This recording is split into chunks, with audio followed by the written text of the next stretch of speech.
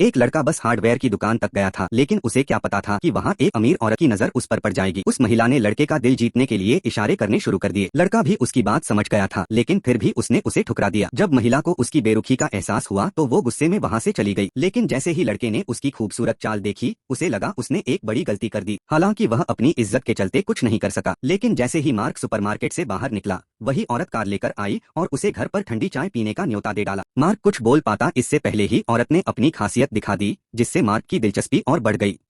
उसे अब पैसे की परवाह नहीं थी, बस चाय का स्वाद जानना चाहता था। लेकिन जब वो महिला के घर पहुंचा तो उसे लगा कुछ गड़बड़ है। वहां तो उसे पाइपलाइन ठीक करने के लिए बुलाया गया था, चाय का कोई नामोनिशान नहीं था।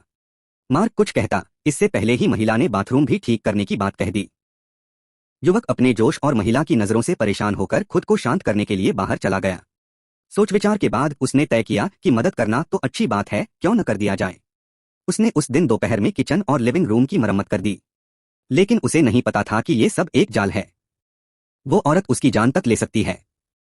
उस लड़के का नाम मार्क है, वो एक प्रसिद्ध यूनिवर्सिटी से ग्रेजुएट है। जब वो थककर घर लौटा तो उसकी माँ ने पूछा कि वो कहाँ गया था। मार्क ने सच्चाई नहीं बताई और कोई बहाना बना लिया। लेकिन रात को उसकी माँ को शक होने लगा। उसे दिखा कि हर बार मार्क बाहर जाने से पहले अच्छे से तैयार होता है और एक लग्जरी कार में बैठकर कहीं चला जाता है।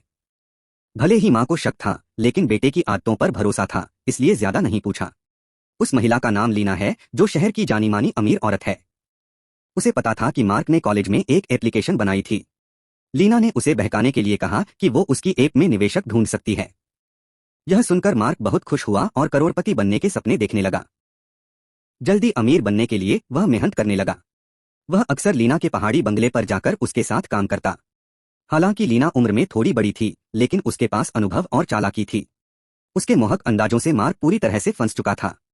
सब कुछ ठीक चल रहा था, लेकिन एक दिन उसकी माँ ने दोनों की चैट पढ़ ली। अब माँ को यकीन हो गया कि लीना की नीयत सही नहीं है।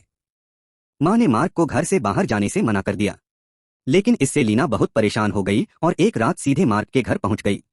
माँ पहले तो हैरान हुई, लेकिन फिर उसकी हरकतों से समझ गई कि कुछ तो गड़बड़ है। फिर भी शिष्टाचार के तहत उसे खाने के लिए बैठा लिया। खाने की मेज पर माँ ने साफ साफ कह दिया कि मार्क अभी छोटा है और उसे पढ़ाई पर ध्यान देना चाहिए, ना कि किसी औरत के पीछे घूमना चाहिए। लेकिन लीना और भी सीधी निकली। उसने कहा कि मार्क में कोई खास बात नहीं है, लेकिन वो अपने कॉन्टैक्ट्स के जरिए उसे नौकरी में आगे बढ़ा सकती है। माँ ने यह सब सुनकर गुस्से में लीना को खूब खरी खोटी सुनाई, लेकिन मार्क को अपनी माँ की बात गलत लगी। वो भागकर लीना के पीछे गया और कहा कि लीना उसकी भलाई के लिए ही सब कर रही है। वो लीना पर विश्वास करता है और उसके साथ चला गया। जब वे दोनों पहाड़ी वाले बंगले में पहुंचे तो लीना ने अपना असली रूप दिखाना शुरू कर दिया। स्विमिंग पूल में दोनों मस्ती कर ही रहे थे कि लीना ने मार्क को भागने से रोकने के लिए उसे हैंडकफ से सीढ़ी से बांध दिया।